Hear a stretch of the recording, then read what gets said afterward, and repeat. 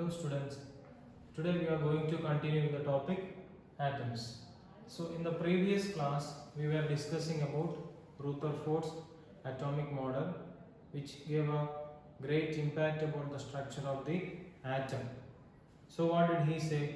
There is a positive center called the nucleus and the electrons will be revolving around the positive nucleus. But there were few drawbacks for the Rutherford's atomic model. Let us see what are they. So it could not explain about the stability of the atoms. What is the stability?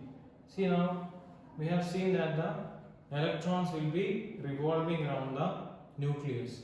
According to classical electrodynamics, when a particle is rotating or revolving around the nucleus, what is happening? There is a force that is acting to center. That force, if there is a force, what will happen? There will be acceleration created in the object, and hence what will happen? So if there is an acceleration according to classical electrodynamics, what happens is that particular electron will be emitting some energy. So an electron which is revolving in a particular orbit, if it is emitting certain amount of energy, what happens to it? It will be coming closer to the nucleus, and eventually what will happen? It will collide with the nucleus and the stability of the atom will be completely lost. But that is not happening. It is very stable. So that was the thing that he could not explain with this model. Second thing was, it failed to explain about the complex structure of the spectrum emitted by the atom. This was similar case with J.J. Thomson. He also could not explain this complex structure of the spectrum emitted by the atom. So he said that according to his theory, if an atom emits, there should be a continuous spectrum. But practically when it is seen, the spectrum emitted is discrete. So that was also a drawback, and hence there had to be a search for a new theory. So the new theory was proposed by Niels Bohr. So before dealing with what is his theory, we had to go through certain terms. So what is atomic spectra? So there are two types of spectra. First one is emission spectra. So what is emission spectrum? So let us see the definition of what is emission spectrum. Emission spectrum, see, when we are passing a certain amount of current through a gas or a vapor, it will be emitting certain spectrum. That particular spectrum is called emitting spectrum. The next type of spectrum is called absorption spectrum. So the definition of absorption spectrum is, so it is very different from this one. So in this case, there is a gas, we are passing white light through the gas. So what will happen? After it is passing through the gas, a certain light will be coming out from the other side. So there will be a variation of light that is coming from this side. After passing through the gas, it will be emitted, and that particular light will be of a different spectrum. So finding out the variation in these two, we can find out what kind of gas or vapor is present there. So why should we study about these things? See, as a simple example, you take these two pens. This is a blue pen and this is a red pen. Simply by observing at these two, we can say that which is blue and which is red. It is a characteristic of this one. So but that is not the case with atoms and all. We cannot easily understand which atom is present and what is the kind of gas or vapor.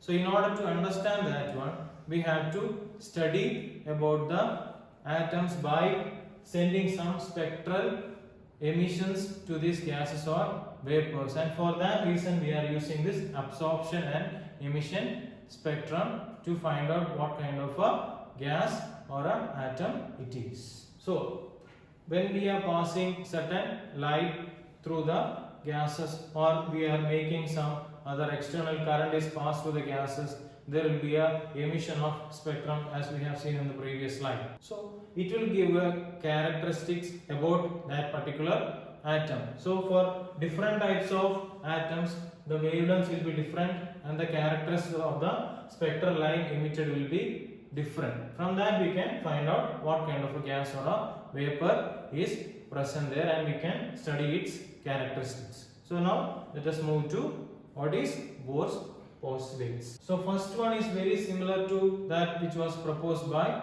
Rutherford. What is it?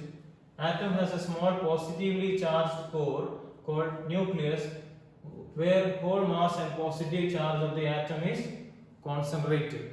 That is very similar to what was given by Rutherford. So now comes the difference. See, electrons revolve around the nucleus with fixed energy in circular orbit paths called stationary states. Rutherford did not give any clear-cut idea about how this revolution of the electrons are taking place in the atom. But Bohr is precisely saying that these electrons will be revolving in a fixed path which is having a particular energy, and those paths are called stationary states. So it will be having a certain energy. So that particular energy orbit is called an energy level. So if it is revolving in the first orbit, it will be having a certain amount of energy. Suppose if it is moving in some other orbit, it will be having some other energy. So whenever an electron is revolving in a particular orbit, it will be having a fixed amount of energy. It will not be emitting or absorbing any energy, and that particular energy will be constant when it is rotating in one particular orbit. So next is the main point that Bohr has predicted. So electrons can revolve only in these energy levels in which its angular momentum is an integral multiple of h by 2 pi. So this is in accordance with Planck's quantization theory. So an electron, when it is revolving in a certain orbit, it cannot be revolving in all the possible things. It can be revolving around the nucleus only in certain orbits where this particular rule will be followed, where the angular momentum is an integral multiple of h by 2 pi. So we know that the angular momentum mvr is equal to nh by 2 pi, because the force is towards the center and the electrons are moving radially outward. So p cross r. So here p cross r means mv r sin theta. So the force and the velocity are in the perpendicular direction. So mvr is equal to nh by 2 pi, which is in accordance with the Bohr's theory, and this is the quantization principle, and the electrons will be revolving following this particular rule. Here m is the mass of the electron, v is the velocity, r is the radius of the orbit along the path which it is revolving, n is the principal quantum number, h is the Planck's constant. So next important point, an electron emits energy in the form of photon or radiation when it jumps from higher energy to lower energy. So here we are dealing about an electron which is revolving in one particular orbit, but that is not an ideal case. There are situations where an electron will be jumping from a higher energy state to a lower energy state, and sometimes it will be going from lower energy state to higher energy state. So there will be a transition from one energy level to the other. In that case, if it is coming from a higher energy level to a lower energy level, what will happen? It will be emitting the radiation. See, for example, there are two orbits in an atom. The lower orbit is having an energy of 5 electron volt. The higher one is having 10 electron volt. So what? And it has to come to the lower one. So from 10 it has to come to 5. So it has to lose some amount of energy, that is 5 joules. For example, you take it as joules. So that amount of energy will be emitted in the form of radiation. So according to him, there is an equation for this emission, and that is given by h nu is equal to E initial minus E final, from the initial orbit to the final orbit energy. And if you take the variation of these two, we will be getting a value h nu. Here nu is the frequency of emission, that is Bohr's frequency, and h is Planck's constant. So this is what is the theory that is, or the postulates that were derived by Niels Bohr. Let us see in detail about this. Now let us examine how the quantization principle was obtained. What is the quantization principle? M V R is equal to N H by 2 pi. This is the quantization principle. Let us see how this is obtained. So when an electron is revolving around the orbit, it will be having a particle as well as a wave nature. If we are considering the wave nature of the electron, it will be having a wavelength according to de Broglie, and that wavelength is given by lambda is equal to h by m v, where m is the mass of the electron, v is the velocity of the electron, and h is the Planck's constant.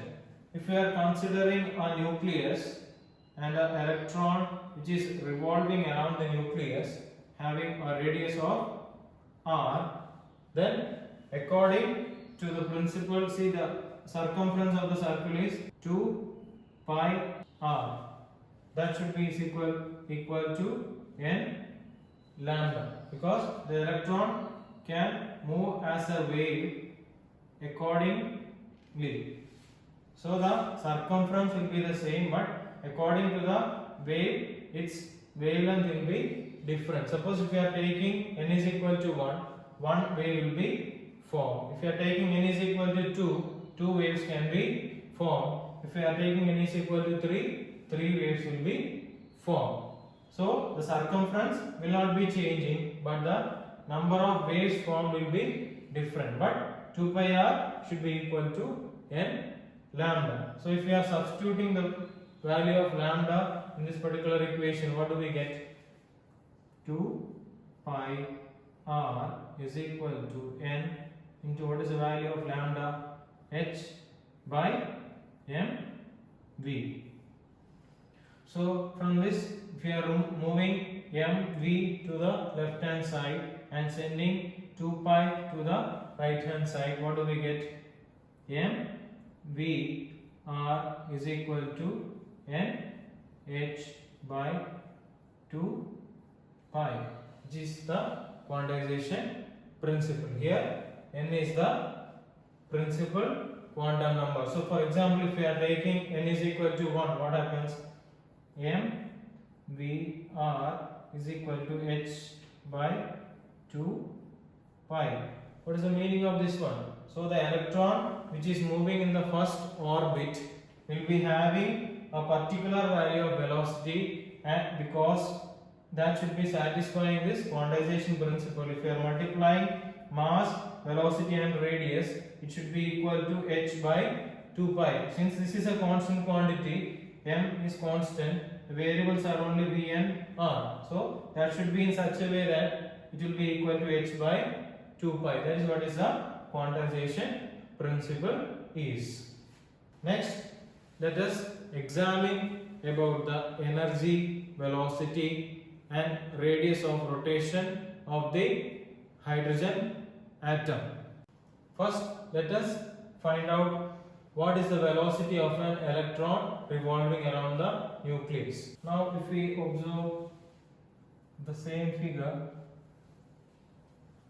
let us assume that the charge of the nucleus is Ze and there is an electron that is revolving around the nucleus and its charge is E. So, what will be the Coulomb's force of attraction? It will be K Q1 Q2 by R square. Let us assume that this R is Rn. The radius is Rn. So this will be balanced by the centripetal force. What is that centripetal force? It is mv square by R.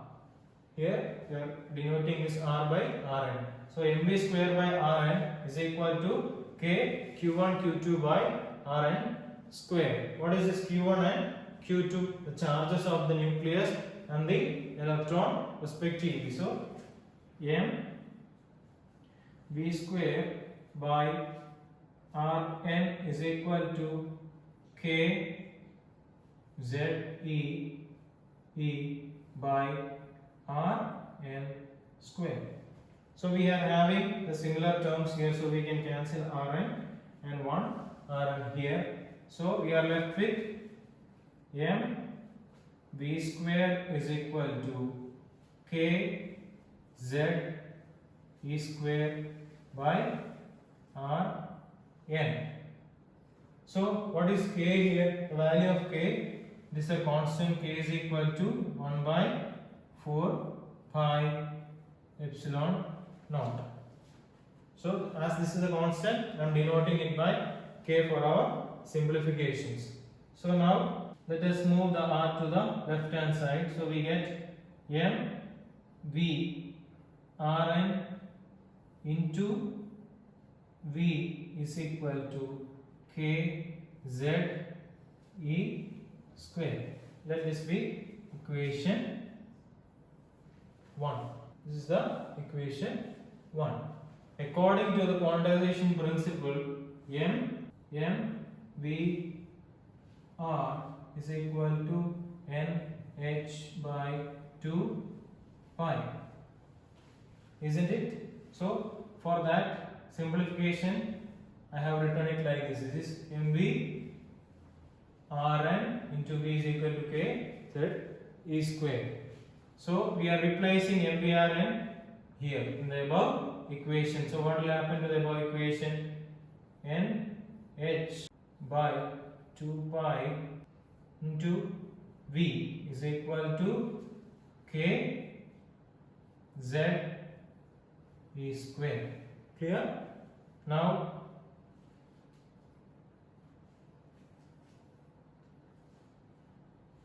v is equal to k z e square by n h by 2 pi, or if you write the proper way, we can get v is equal to, if you are sending 2 pi to the top numerator, 2 pi k z e square by n h, that is equal to 2 pi k z e square by h into 1 by n.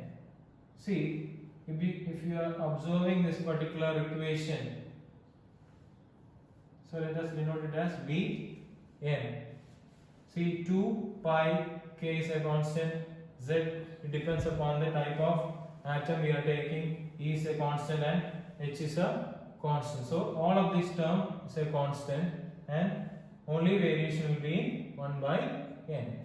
So as this is a constant value, if we are considering, see, let us replace this 2 pi k z e square by, if we are considering in the case of a hydrogen atom, what happens?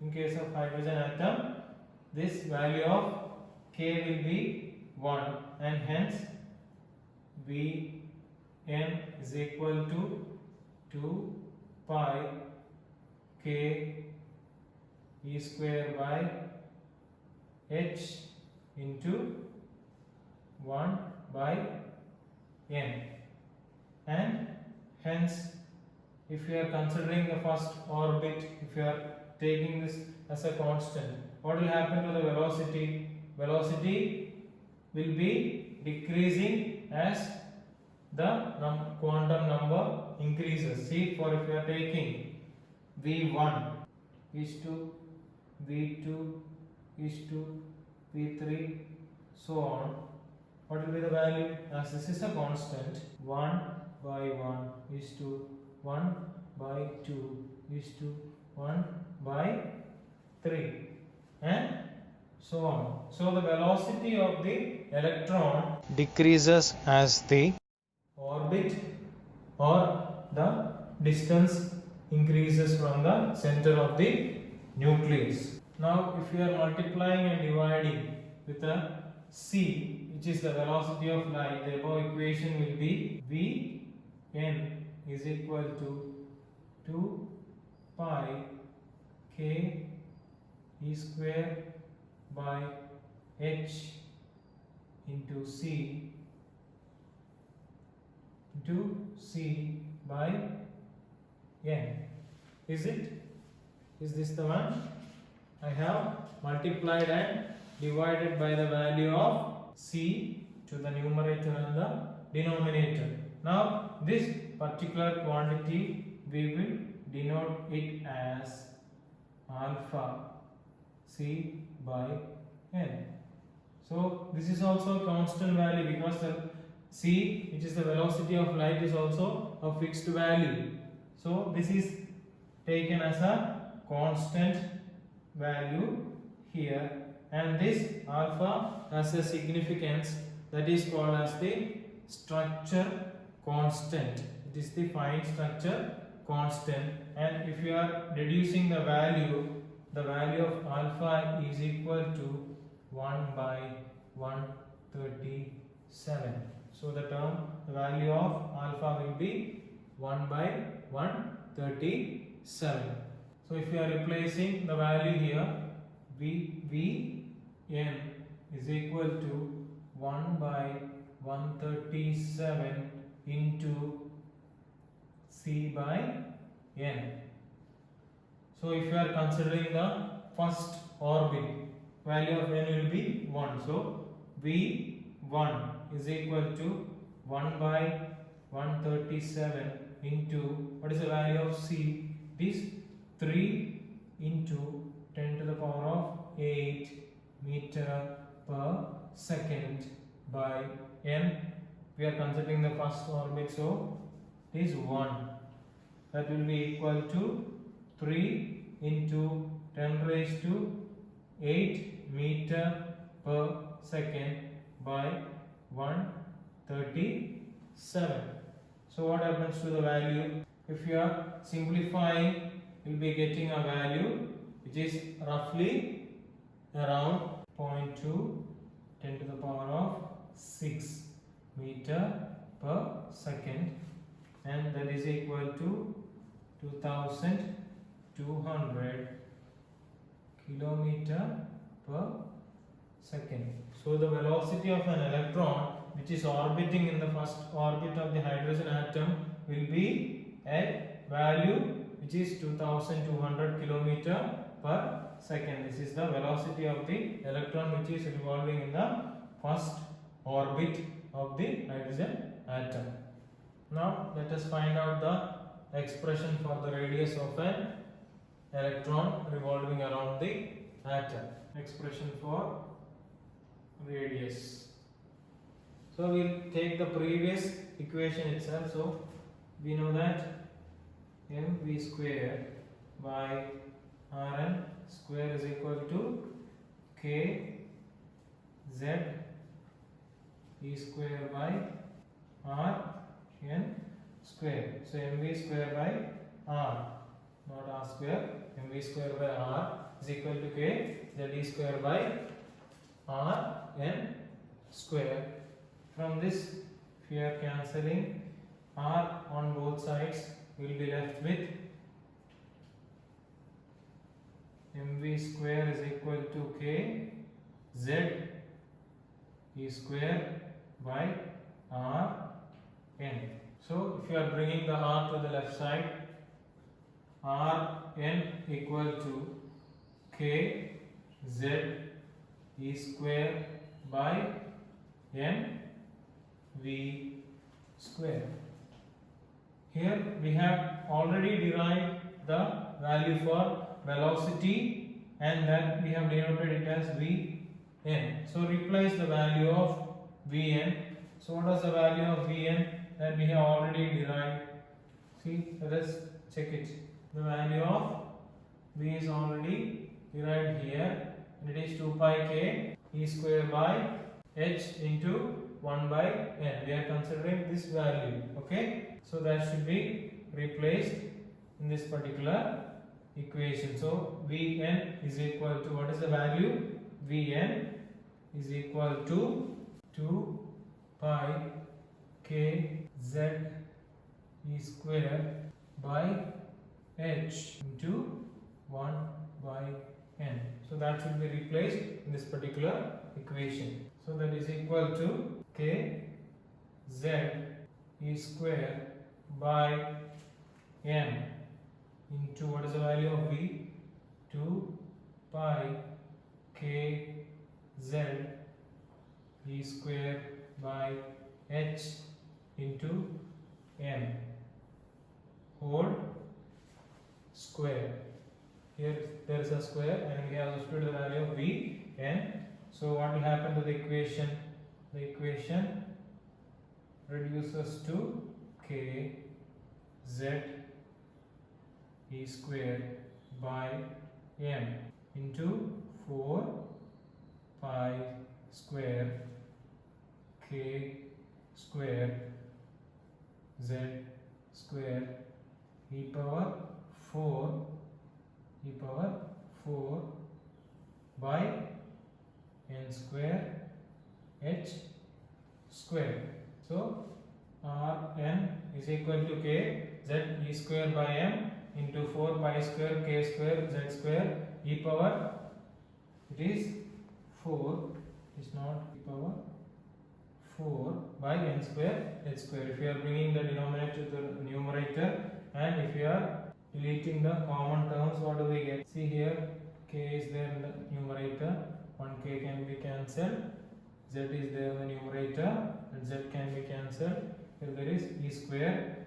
So what will be left here?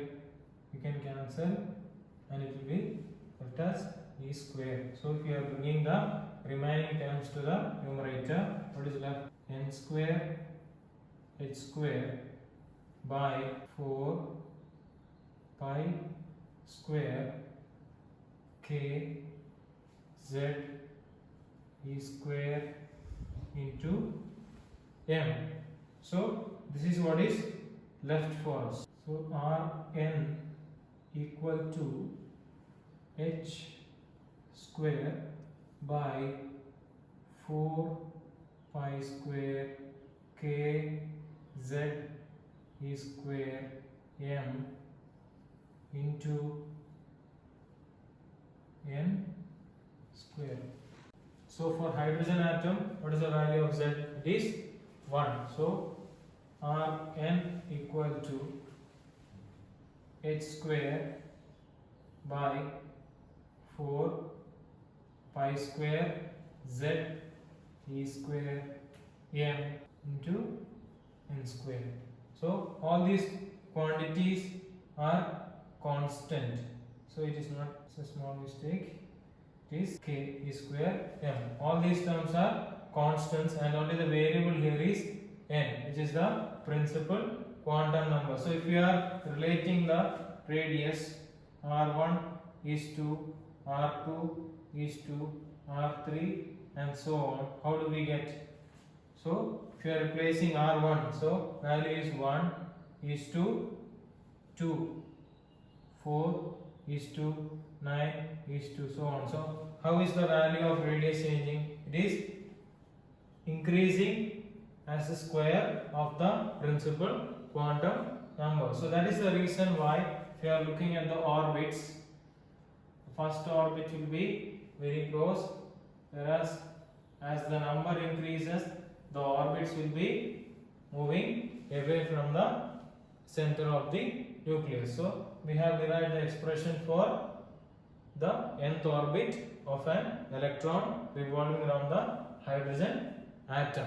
So now if you want to find the radius of the first orbit of the hydrogen atom, we can replace the value of n here. So r1 equal to h square by 4 pi square k e square m into the value of n is 1. So if you substitute the values and replace in this particular equation, we will be left with 5 to 9 into 10 to the power of minus 10 meter. So this is the radius of the first orbit in the hydrogen atom. This particular quantity 10 to the power of minus 10 is replaced by another term. Since this is atomic radius, so 0.53 angstrom. Here 1 angstrom is 10 to the power of minus 10 meter. In the previous class I have given about the radius of the orbit or the size of the atom and size of the nucleus. It is around the value of 10 to the power of minus 10 to 10 to the power of minus 15. If you are considering the radius of the size of the atom, it is to the range of 10 to the power of minus 10, that is 1 angstrom. 10 to the power of minus 15, that is 1 fermimeter. So that is also very important. 1 fermimeter is 10 to the power of minus 15 meter. This we have seen in the previous class. So the radius is increasing as the power of the square of the principal quantum number. So we have derived the equations for radius and velocity. So what is the next important thing? We have to derive the equation for an electron which is revolving in one particular orbit.